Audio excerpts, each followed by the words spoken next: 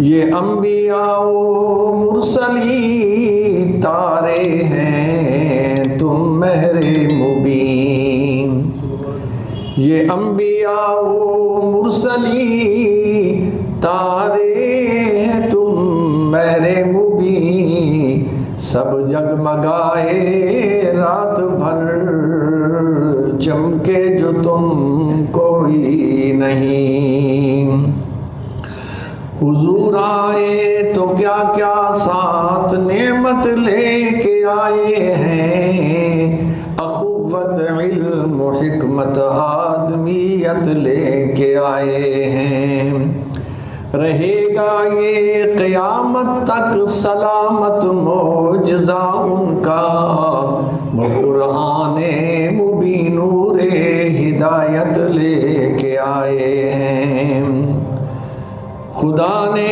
دین کامل کر دیا ان پر امین، محمد پرچم ختم نبوت لے کے آئے ہیں۔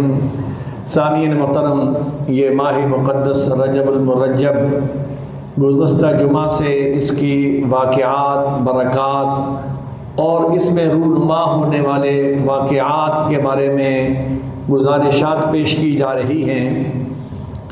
یہ ماہ مقدس وہ ہے جس میں رب العالمین نے ہمارے آقا و مولا امام الانبیاء جناب محمد الرسول اللہ صلی اللہ علیہ وسلم کو ایک ایسا معجزہ، ایک ایسا کمال، ایک ایسی شان بخشی ہے جو رہتی دنیا تک اس کی کوئی مثال نہیں ہے۔ اور وہ کیا اللہ نے شان بخشی تھی؟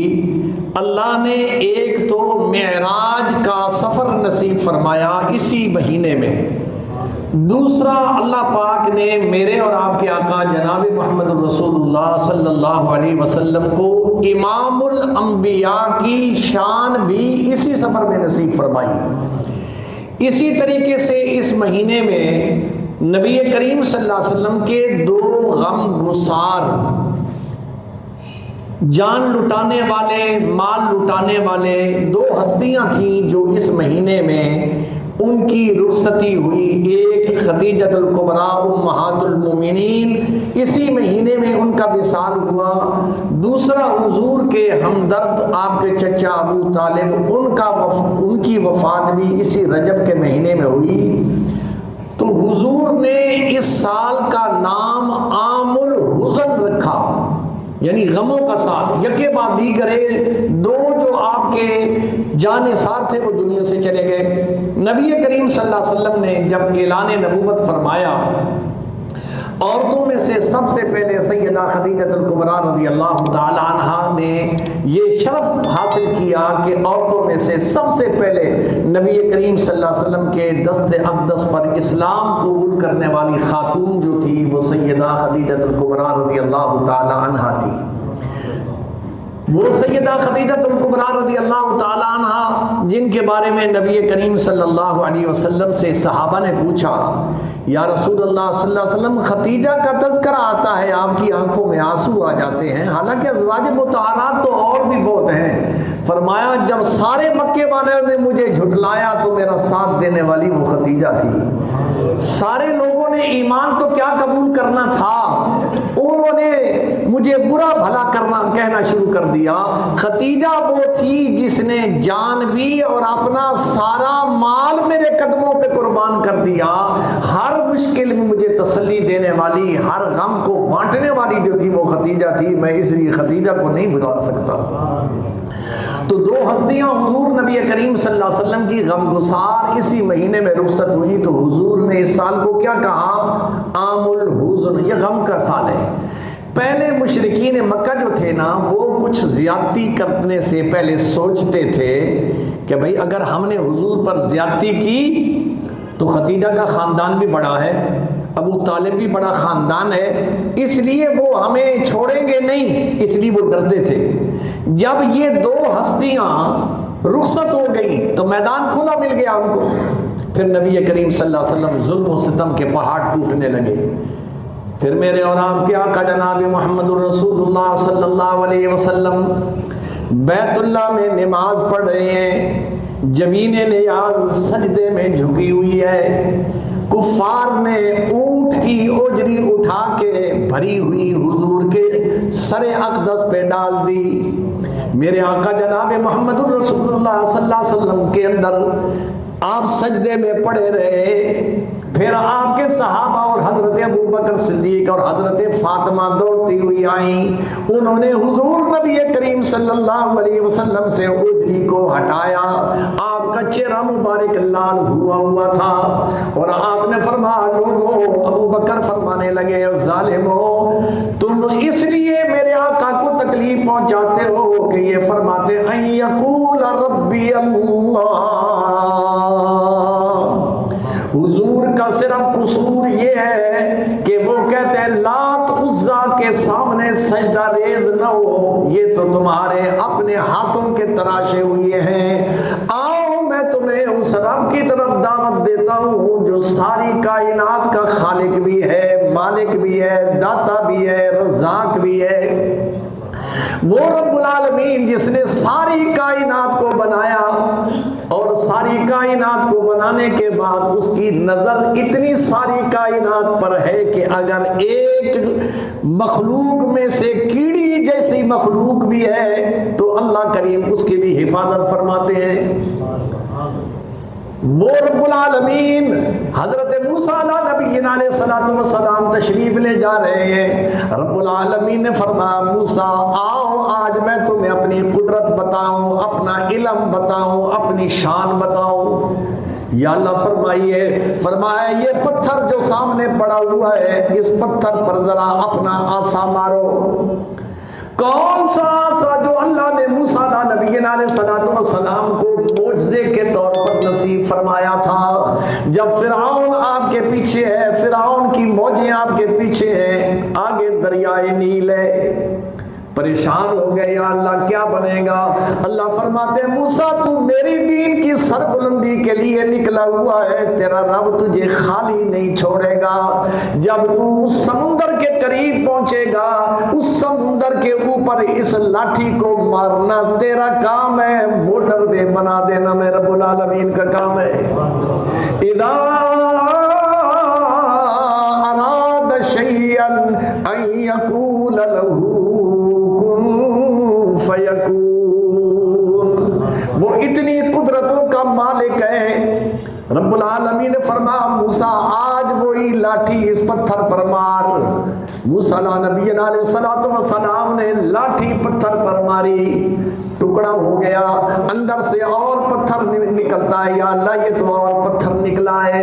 فرمایا ایک ضرب اور لگاؤ، جب دوسری ضرب لگائی تو پتھر کے اندر سے کیڑا نکلتا ہے، اور کیڑے کے منہ میں تازی خوراک بھی موجود ہے، وہ جو کھا رہا ہے، زبان سے نکلا سبحان اللہ، یا اللہ تیری قدرتوں پہ قربان جاؤں، کوئی اس پتھر میں سوراخ نہیں ہے، کوئی ذریعہ نہیں ہے، کیسی تازی خوراک یہاں پہنچی؟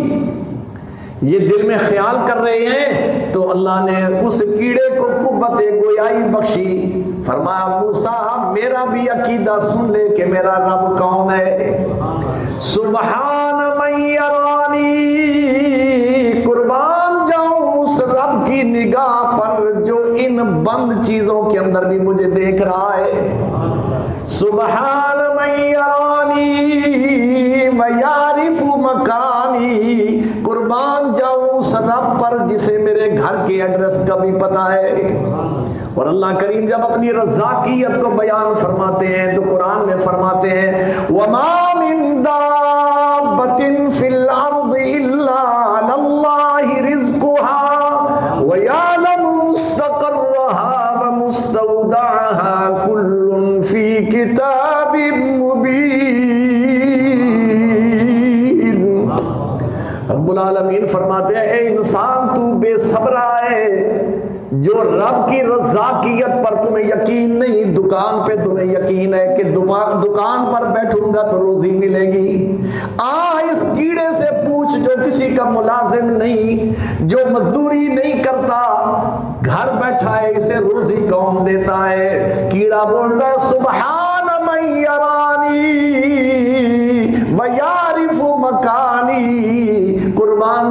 اس رب پر جو اتنی چھوٹی سی مخلوق کا بھی خیال کرتا ہے، اسے دیکھ رہا ہے، جسے میرے گھر کا بھی پتہ ہے۔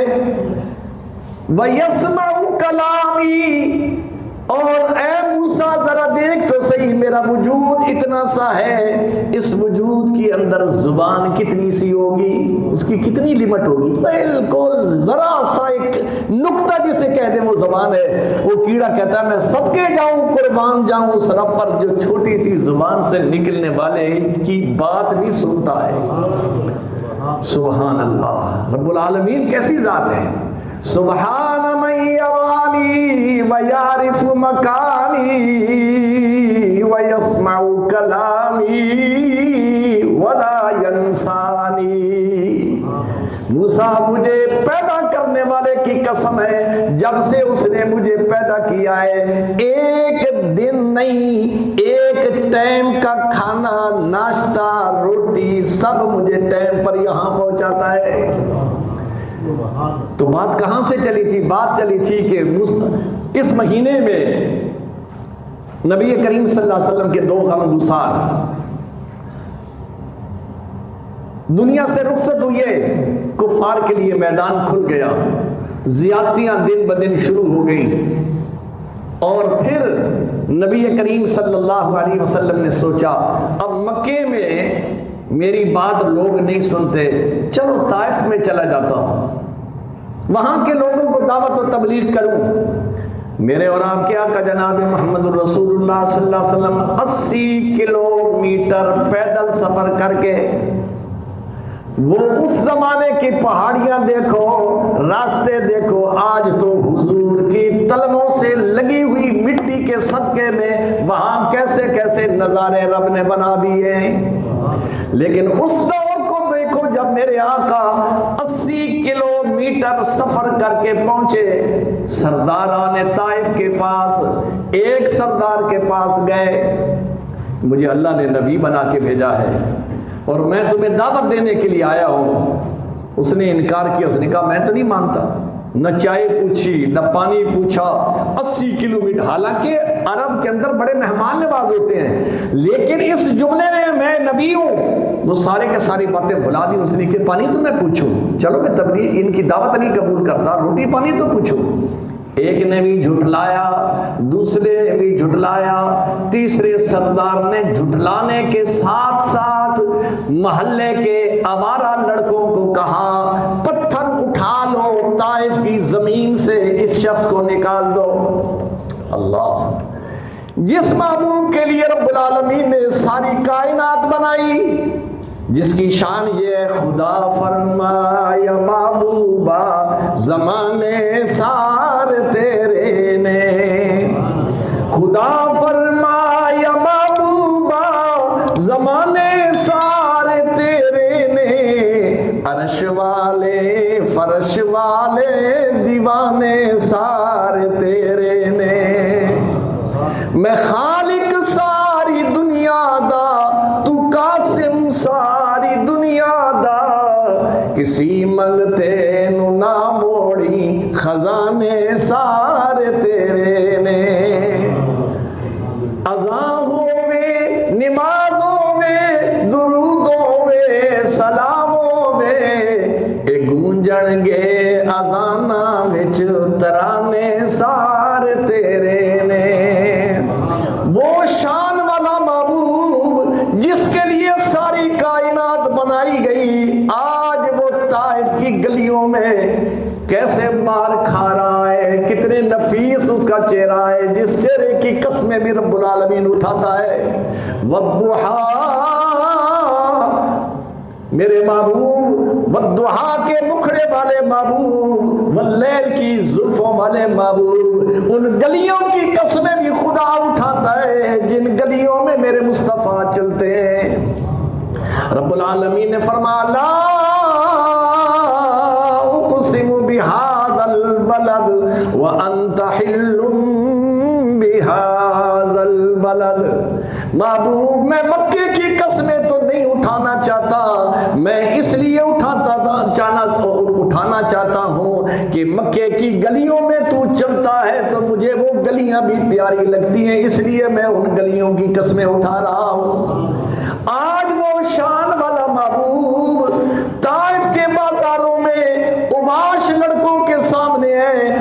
یارو وہ تصور کرو، ایک تو کوئی دور سے پتھر پھینکتا ہے، کبھی لگتا ہے کبھی نہیں لگتا، اور کئی قسم کے لوگ دائیں بائیں ہوں اور سیدھا نشانہ بنا کر نبی پر وار کر رہے ہوں۔ نبی کا چہرہ لہوحان، نبی کے نالین خون سے بھر جاتی ہیں، اور اللہ کا محبوب نہ کسی کو گالی دیتا ہے، نہ برا بھلا کہتا ہے، نہ اس پر اٹھا کے اپنی دفاعی پوزیشن میں کسی کو مارتا ہے۔ محبوب صرف یہی کہتا ہے لوگوں اللہ کی وحدانیت کو تسلیم کرو، اور حضور یہی فرماتے ہیں لا الہ الا اللہ، لا الہ الا اللہ، حسبی ربی جل اللہ، ما فی قلبی غیر اللہ، نور محمد صلی اللہ، لا الہ الا اللہ۔ حضور کلمہ پڑھ رہے ہیں، لوگوں کو اللہ کی وحدانیت کی دعوت دے رہے ہیں، اور حضور اسی حالت کے اندر نڈھال ہو کے ایک باغ کے قریب پہنچے۔ وہ باغ والا کافر ہونے کے باوجود اس کو نبی کریم صلی اللہ علیہ وسلم کی بے بسی پر اور حضور کی اس جو ان پر ظلم و ستم ہوا تھا دیکھ کے ترس لایا۔ اس نے کہا آؤ، میں اگرچہ آپ کو مانتا تو نہیں ہوں لیکن میرے باغ میں آ جاؤ، میں پناہ دیتا ہوں۔ حضور اس باغ میں جا کے بیٹھے، دیوار کے ساتھ درخت کے ساتھ آپ نے ٹیک لگائی، وہ کچھ کھجوریں لے کے آیا، پانی کا ایک گلاس بھر کے آیا، نبی کریم صلی اللہ علیہ وسلم نے وہ چند کھجوریں کھائیں، اور پھر واپس حضور نبی کریم صلی اللہ علیہ وسلم باہر آ کے اللہ کی بارگاہ میں عرض کرتے مولا تو مجھ سے ناراض ہو چکا ہے، مجھے ان پتھروں کا نہیں، مجھے تو یہ ہے کہ تو نے مجھے اکیلا چھوڑ دیا ہے، یا اللہ کن لوگوں کے حوالے مجھے کیا ہے؟ جبریل فوراً حاضر ہوتا ہے، یا رسول اللہ صلی اللہ علیہ وسلم اللہ نے مجھے بھیجا ہے، آپ آرڈر فرمائیں ہم پہاڑوں کو دونوں کو اکٹھا کر کے چکی کے پاٹ کی طرح طائف کی بستی کو ساری کو پیس دیں۔ حضور نے کیا فرمایا؟ یہ سن کر رحمت للعالمین نے فرمایا، یہ سن کر رحمت للعالمین نے فرمایا کہ میں اس دور میں قہر و غضب بن کر نہیں آیا۔ جبریل تو مجھے کہتا ہے کہ میں تمہیں آرڈر دوں اور بستی والوں کی تو تباہ و برباد کر دے، تو نے قرآن نہیں پڑھا، اللہ مجھے فرماتا ہے وَمَا أَرْسَلْنَاكَ إِلَّا رَحْمَةً لِّلْعَالَمِينَ، محبوب میں نے آپ کو جہانوں کے لیے رحمت بنا کے بھیجا ہے۔ تو اس شان رحمت للعالمین کا تقاضا یہ ہے، انہوں نے مجھے مارا، ظلم کیا، چائے پانی نہیں پوچھی، اسی طرح بستی سے نکال دیا۔ اب میری بھی دعا سن، اللہم اہد قومی فإنہم لا یعلمون۔ حضور نبی کریم صلی اللہ علیہ وسلم ہاتھ اٹھاتے ہیں اور کہتے ہیں یا اللہ میری یہ دعائیں جنہوں نے مجھے پتھر مارے ہیں نا انہیں بھی ایمان نصیب فرما دے، اگر ان کے نصیب میں نہیں ہے تو ان کی اولادوں کے نصیب میں تو ایمان بنا دے۔ پھر ایک وقت آیا حضور کی وہ دعائیں، وہ بڑے بڑے سردار تو دنیا سے رخصت ہو گئے کفر کی حالت میں، لیکن اللہ نے ان کی اولادوں کو محمد الرسول اللہ کا صحابی بننے کی شان نصیب فرمائی۔ تو میں عرض یہ کر رہا تھا کہ یہ رجب کا مہینہ وہ ہے جس مہینے میں نبی کریم صلی اللہ علیہ وسلم نے بڑے غم اٹھائے ہیں، اور انہیں غموں کو غلط کرنے کے لیے جب حضور انتہائی تھک گئے، پریشان ہو گئے ہر طرف سے، تو اللہ نے فرمایا محبوب کو اب خوش کرنے کے لیے محبوب کو وہ شان بخشوں جو آدم سے لے کر عیسیٰ تک کسی پیغمبر کو اور رہتی دنیا کو کسی کو وہ شان نصیب نہیں ہوگی کہ جو اپنے محبوب کو میں شان نصیب کروں گا۔ اور اللہ نے اسی مہینے میں حضور کو پھر معراج کا پروگرام بنایا۔ حضور کے لیے معراج، حضور کو اللہ نے بے شمار معجزات نصیب فرمائے، 1,24,000 انبیاء کو جو معجزات نصیب فرمائے ساروں کو اکٹھا کر لیا جائے، فرمایا جدا جدا جو کمالات انبیاء میں تھے، جدا جدا جو کمالات انبیاء میں تھے وہ مجتمع تھے تو ایک حبیب کبریا میں تھے۔ سارے نبیوں کے کمالات و معجزات کو گلدستے کی شکل میں دیکھنا ہے تو محمد الرسول اللہ کے چہرہ انور کو دیکھ لو، جس کے اندر خالق کائنات نے ساری کائنات کا حسن، حضور کے بہت بڑے بڑے جو معجزات ہیں ان بڑے معجزات میں سے 3 بڑے معجزے ہیں۔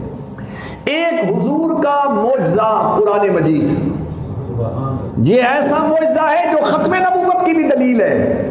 ہر نبی آیا اللہ نے معجزے دیے، تورات والے بھی آئے، زبور والے بھی آئے، انجیل والے بھی آئے، لیکن نبی جاتا گیا معجزات تتر بتر ہو گئے، لیکن ختم حضور قیامت تک کے لیے نبی ہیں۔ اللہ نے حضور کو قرآن جیسا وہ معجزہ نصیب فرمایا ہے کہ قیامت بھی آ جائے گی اور قیامت کے بعد انسان جنت میں بھی پہنچے گا، ایک واحد کتاب ہوگی جو دنیا میں بھی پڑھی جا رہی ہے، قبر میں بھی پڑھی جا رہی ہے اور میدان محشر میں بھی جس کی تلاوت کی جائے گی۔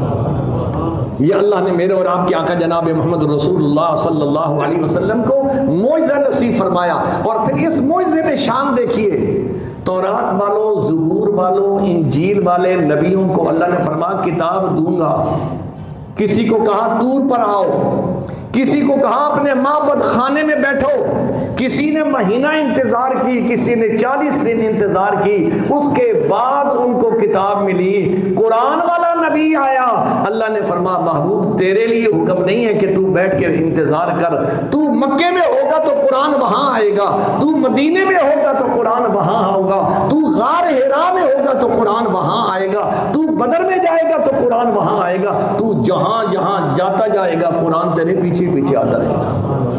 یہ شان اور یہ نظارہ اللہ کریم نے میرے اور آپ کے آقا جناب محمد رسول اللہ صلی اللہ علیہ وسلم کو نصیب فرمایا۔ اسی طرح حضور کا دوسرا معجزہ ختم نبوت، 1,24,000 انبیاء تشریف لائے، ان کے بعد نبوت کا سلسلہ جاری تھا، لیکن اللہ نے وہ نبوت کا سلسلہ جو آدم سے شروع کیا تھا اس کا اختتام جناب محمد رسول اللہ صلی اللہ علیہ وسلم پر فرمایا۔ اب قیامت تو آ سکتی ہے لیکن کوئی نبی نہیں آ سکتا ہے۔ حضرت عیسیٰ علیہ الصلوۃ والسلام جو آئیں گے نا وہ نبی کی حیثیت سے نہیں آئیں گے بلکہ حضور کے اب امتی کی حیثیت سے تشریف لائیں گے۔ یہ شان اللہ نے میرے اور آپ کے آقا جناب محمد رسول اللہ صلی اللہ علیہ وسلم، اس کے علاوہ حضور نبی کریم صلی اللہ علیہ وسلم کی زندگی کا ہر لمحہ معجزہ ہے، ہر لمحہ، ہر بول معجزہ ہے۔ حضور کی زبان فیض ترجمان سے جو بات نکل گئی نا ایک، اللہ نے اسے پورا فرمایا۔ حضور خطبہ دے رہے، صحابی ہے یا رسول اللہ صلی اللہ علیہ وسلم بارشیں نہیں ہو رہی، مارے گئے۔ اور آج ہمارے ملک کی بھی یہی کیفیت ہے، یہ سردیاں، یہ موسم کی تبدیلیاں کبھی دیکھی تھی کہ رحیم یار خان کے اندر بھی ایسا موسم آتا ہے؟ اب ہمارا علاقہ پہاڑی علاقہ ہے، میں نے ان کو پوچھا، میں نے کہا بھی ہمارے ہاں تو بڑی سردی ہے، یہاں تو کئی مہینہ ہو گئے ہم نے سورج ہی نہیں دیکھا۔ کہنے لگے جی ہمارے ہاں تو دھوپ اتنی چڑھتی ہے ہمیں گرمی لگتی ہے، وہاں دھوپ ہی نہیں ہے، اور جہاں دھوپ ہوتی تھی اب وہاں دھوپ ہے ہی نہیں ہے۔ یہ بَتِلْكَ الْأَيَّامُ نُدَاوِلُهَا بَيْنَ النَّاسِ، اللہ چکی کی طرح حالات کو تبدیل کرتے ہیں، اور موسمیات والے اور سائنسدان لوگوں کو بتا رہے ہیں کہ رجوع الی اللہ کر لو، ورنہ ایسا وقت آنے والا ہے زمین کہے گی اب میرے اندر پانی کا قطرہ بھی نہیں ہے۔ بھوک انسان برداشت کر لیتا ہے لیکن پیاس نہیں برداشت ہوتی ہے۔ موسمیات والے کہتے ہیں روزانہ کہتے ہیں بارشیں ہوگی، بارشیں ہوگی، بارشیں ہو ہی نہیں رہی، پانی کا لیول نیچے جا رہا ہے۔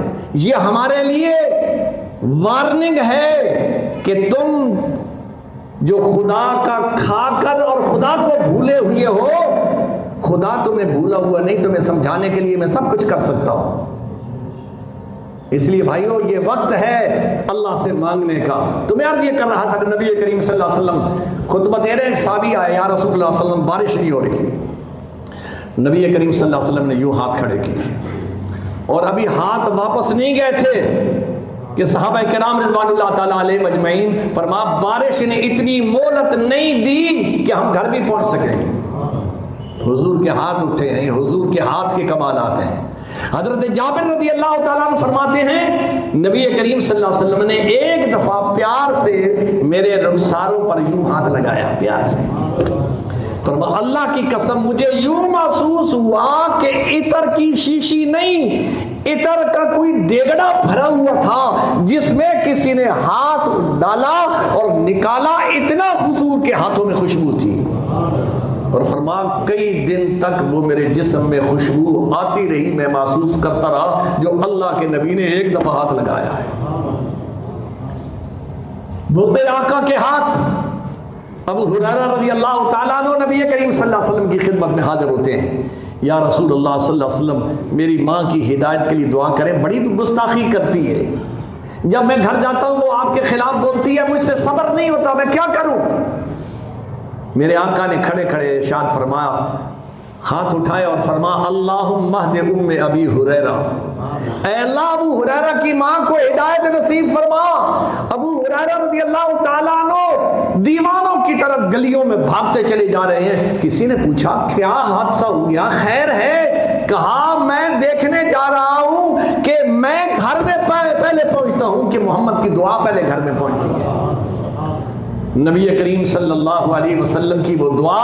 ابو ہریرہ فرماتے میں گھر کے قریب پہنچا اور میں دروازہ کھولنے لگا تو ماں نے کہا ٹھہر جاؤ میں غسل کر رہی ہوں. تو میرے دل نے گواہی دی کہ یہ غسل جو اس وقت کر رہی ہے یہ محمد کی دعا پہنچ چکی ہے. اور میں جو ہی میری والدہ باہر نکلی کہنے لگی جلدی مجھے حضور کی خدمت میں لے چلو، میں حضور کے غلام بننا چاہتی ہوں. میرے آقا کے معجزات کوئی ایک معجزہ ہے.